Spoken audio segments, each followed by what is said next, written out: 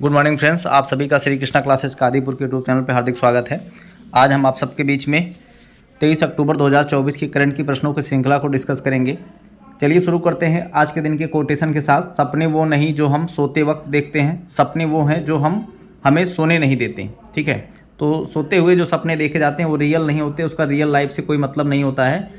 ऐसे सपने जो सच होते हैं वो हमको सोने ही नहीं देते। अर्थात अगर हम किसी टारगेट को अचीव करना चाहते हैं तो हमको नींद नहीं आएगी, हम अपने टारगेट की तरफ बढ़ने के लिए हमेशा निरंतर प्रयासरत रहेंगे। चलिए शुरू करते हैं आज के दिन की करंट की प्रश्नों की श्रृंखला को। तो आज के दिन का हमारा पहला प्रश्न है, हाल ही में ब्रिक्स शिखर सम्मेलन 2024 में मेज़बानी कौन सा देश कर रहा है? इसका मेज़बानी इस बार कर रहा है रूस। तो ब्रिक्स में यहाँ पर पहले जो होते थे 5 कंट्री होते थे, कौन कौन से? ब्राज़ील, रसिया, इंडिया, चाइना और साउथ अफ्रीका। तो ब्रिक्स यही 5 देशों का संगठन था, लेकिन इस बार 2024 में इसमें 5 और नए देश शामिल हो गए हैं। ठीक है, इसकी मेज़बानी इस बार कर रहा है रूस। और रूस के किस शहर में? तो रूस के कजान शहर में इसका आयोजन किया जा रहा है। ठीक है, यहाँ पर कजान शहर में इसका आयोजन किया जा रहा है, रूस के कजान शहर में। तो भारत की तरफ से इसमें प्रधानमंत्री मोदी जी ने हिस्सा लिया है। ब्रिक्स की स्थापना जो हुई थी 16 जून 2009 को हुई थी। इसका जो इस बार मेज़बानी कर रहा है रूस कर रहा है। इसमें नए देश जो शामिल हुए हैं उनको जान लेते हैं। इसमें ईरान के बाद हो जाएगा आपका इथियोपिया, उसके बाद यूएई, सऊदी अरब और मिस्र। ये जो है 5 देश शामिल हो गए हैं। तो वर्तमान में सदस्य देशों की संख्या हो गई है 10। अर्जेंटीना भी शामिल होने वाला था लेकिन उसने बाद में मना कर दिया। तो वर्तमान में ब्रिक्स के मेंबर कंट्रीज हो गए हैं 10। आप लोग याद रखिएगा, जो नए शामिल हुए हैं इनका नाम जरूर याद रखिएगा। तो नए में ईरान, इथियोपिया, यूएई, मिस्र और सऊदी अरब, ये 5 नए देश शामिल हुए हैं। रूस की बात करें, रूस की राजधानी मॉस्को, मुद्रा है यहाँ के रूबल, यहाँ के राष्ट्रपति हैं व्लादिमीर पुतिन। भारत और रूस के बीच में इंद्र और एविया इंद्र नामक सैन्य अभ्यास होते हैं। भारत के साथ समझौते जो हुए हैं S-400 सुदर्शन के साथ और AK-203 राइफल, ये दोनों समझौते भारत और रूस के बीच में हुए हैं। इसको आप लोग ध्यान में रखिए। अगला प्रश्न देखते हैं, हाल ही में बंगाल की खाड़ी में उठे चक्रवाती तूफान दाना को किस देश ने नाम दिया है? तो इसका जवाब हो जाएगा कतर। ठीक है, कतर ने इसका नाम दिया है। विश्व मौसम विज्ञान संगठन के द्वारा उष्णकटिबंधीय चक्रवात का नामकरण प्रणाली के अनुसार कतर द्वारा इसका नामकरण किया गया है। इसका नाम क्या होता है? दाना। तो इसमें सभी देश अपना एक एक नाम सुलझाते हैं। जिस देश का नाम सबसे अच्छा होता है उस देश का नाम चक्रवात के नाम पर रख दिया जाता है। ठीक है, चक्रवात को अलग अलग देशों में अलग अलग नाम से जाना जाता है। जैसे ऑस्ट्रेलिया में विली विली के नाम से जाना जाता है, यूएसए में हरिकेन के नाम से जाना जाता है, हिंद महासागर वाले क्षेत्र में इसको कहा जाता है चक्रवात के नाम से जाना जाता है। टाइफून कहा जाता है जापान में, और तूफान कहा जाता है इसको चाइना में। ठीक है, तो साइक्लोन जो है इंग्लिश वर्ड है, तो इसको अलग अलग नामों से अलग अलग देशों में जाना जाता है। बात करते हैं कतर की। तो कतर की राजधानी होती है दोहा और यहाँ की मुद्रा है कतरी रियाल। यहाँ के अमीर हैं शेख तमीम बिन हमद अल थानी। कतर में थानी राजवंश का राज अभी वर्तमान में शासन चल रहा है। ठीक है, कतर में थानी वंश का, इसमें अमीर जो होते हैं वही मुख्य कार्यकारी होते हैं। देश का जो होते हैं मुख्य वही कार्यभार देखते हैं, देश को वही चलाते हैं अमीर। अगला देखते हैं। अगला है, हाल ही में प्रधानमंत्री मोदी जी ने किस राज्य में वर्चुअल एयरपोर्ट लॉन्च किया है? तो ऑप्शन है मध्य प्रदेश, छत्तीसगढ़, उत्तर प्रदेश। तो अभी यहाँ पर तीनों राज्यों के लिए एक एक एयरपोर्ट सौंप दिया है वर्चुअली रूप से। यहाँ पर वाराणसी से कौन कौन से? मध्य प्रदेश में एक रीवा, उत्तर प्रदेश में सहारनपुर, छत्तीसगढ़ में अंबिकापुर, जिसका नाम हो जाएगा महामाया एयरपोर्ट। ठीक है, तो 3 एयरपोर्ट की सौगात यहाँ पर मोदी जी ने दिया है वाराणसी से। अगला देखते हैं, हाल ही में किस केंद्रीय मंत्री ने ई श्रम पोर्टल का शुभारंभ किया है? तो केंद्रीय मंत्री हैं मनसुख मंडाविया, जो कि श्रम, रोजगार एवं युवा कार्यक्रम तथा खेल मंत्री। इनके पास तीनों मंत्रालय है, केंद्रीय श्रम एवं रोजगार एवं युवा मंत्रालय और खेल मंत्री। मनसुख मंडाविया ने दिल्ली से ई श्रम वन स्टॉप सॉल्यूशन का जो है शुभारंभ किया है। ठीक है, मनसुख मंडाविया के द्वारा। अगला प्रश्न देखते हैं, हाल ही में विश्व में सर्वोच्च रैंक हासिल करने वाली टेबल टेनिस खिलाड़ी कौन बनी है?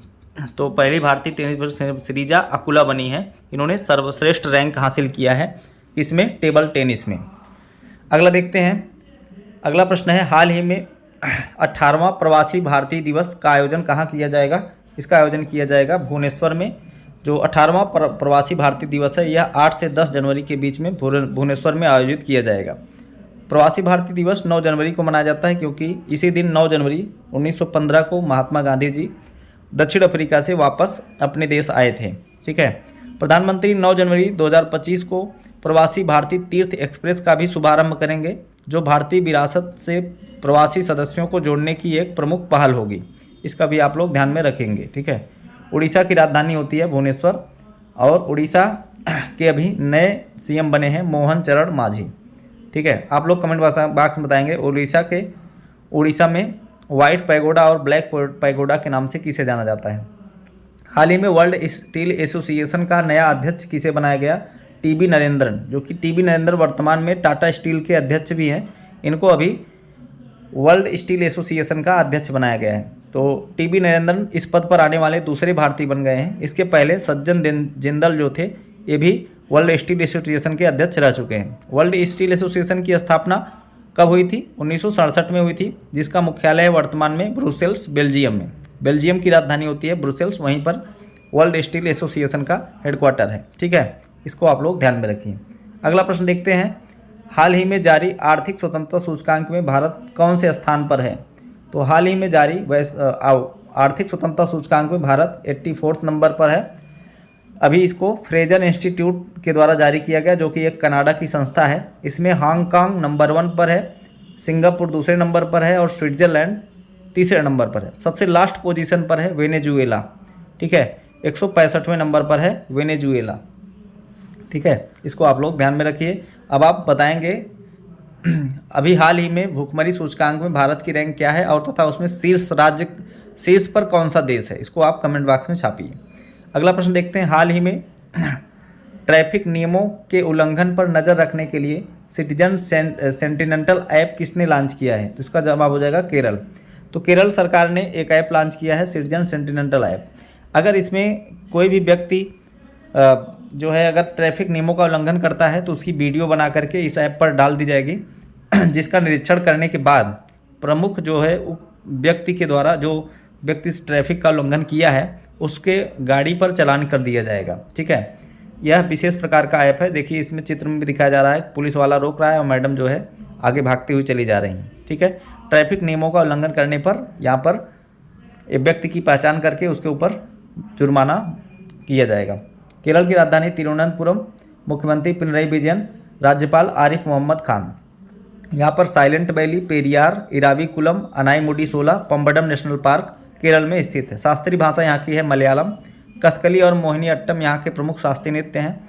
ओणम, त्रिशूरपुरम, अट्टुकल पोंगल, विशु उत्सव और मकर बिलक्कू त्यौहार मनाया जाता है केरल में। इडुक्की बांध जो है एक प्रकार का चाप बांध है जो कि पेरियार नदी पर स्थित है। ठीक है, इसको भी आप लोग जानते रहिएगा।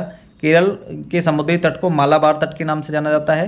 केरल को मसालों का बगीचा कहा जाता है। वेम्बनाड झील भारत की सबसे लंबी झील है जो कि केरल में स्थित है। ठीक है, जो पहली बार पुर्तगाली यात्री वास्को डिगामा आया था वो भी केरल के कालीकट बंदरगाह पर आया था। ठीक है, इसको आप लोग जानते रहिएगा, 1498 में आया था।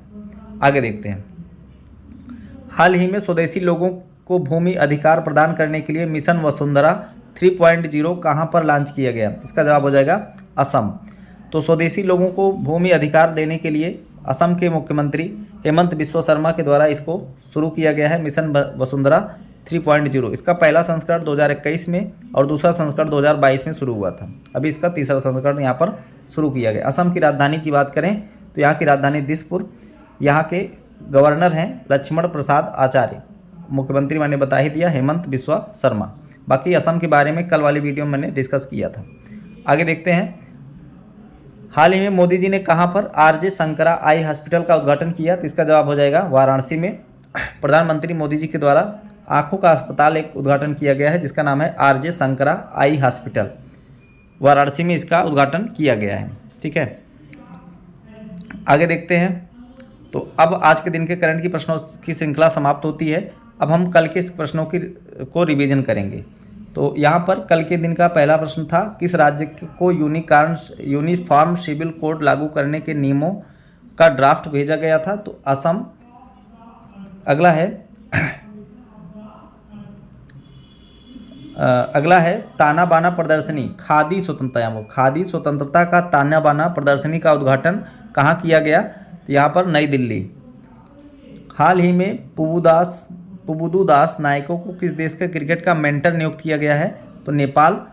सेल के राउरकेला इस्पात संयंत्र का प्रभारी निदेशक किसे बनाया गया? आलोक वर्मा को। उत्तर कोरिया ने संशोधित संविधान में किसे अपना शत्रु राज्य माना है? तो दक्षिण कोरिया को। भारतीय तटरक्षक बल ने सागर कवच अभ्यास कहाँ पर शुरू किया था? गुजरात और दमन दीव में। ISSF athlete of the year Yangjin और लियू युकुन को मिला। भारत में हरी झंडी दिखाकर रवाना किया गया कोस्टा सिरेना किस देश का जहाज है? तो यहाँ पर इटली का। किस राज्य ने SC कोटे के अंदर सब कोटा लागू करने का फैसला किया है? हरियाणा ने। अगला प्रश्न था, हाल ही में कहाँ पर पहली बार कोयला गैलरी का उद्घाटन किया गया? नई दिल्ली। प्रबोतो सुबियांतो किस देश के राष्ट्रपति बने? इंडोनेशिया के। भारतीय रेलवे ने अग्रिम आरक्षण की अवधि 120 दिन से घटाकर कितना कर दिया है? 60 दिन। कहाँ पर लाइट हाउस टूरिज्म कॉन्क्लेव 2024 का उद्घाटन किया गया था? पूरी उड़ीसा में। विश्व आयोडीन अल्पता दिवस 21 अक्टूबर को मनाया जाता है। राष्ट्रीय पुलिस स्मृति दिवस ये भी 21 अक्टूबर को। भारत और सिंगापुर वायुसेना के बीच संयुक्त सैन्य प्रशिक्षण अभ्यास का आयोजन कहाँ किया गया? पश्चिम बंगाल में। 50 अंतर्राष्ट्रीय गोल करने वाली पहली भारतीय महिला फुटबॉलर बाला देवी बनी थी। ठीक है, तो वीडियो आज के दिन का यहीं पर समाप्त होता है। अगर आपको पसंद आया हो तो लाइक करिए, ज़्यादा से ज़्यादा लोगों के पास शेयर करिए। मिलते हैं नेक्स्ट वीडियो में। धन्यवाद।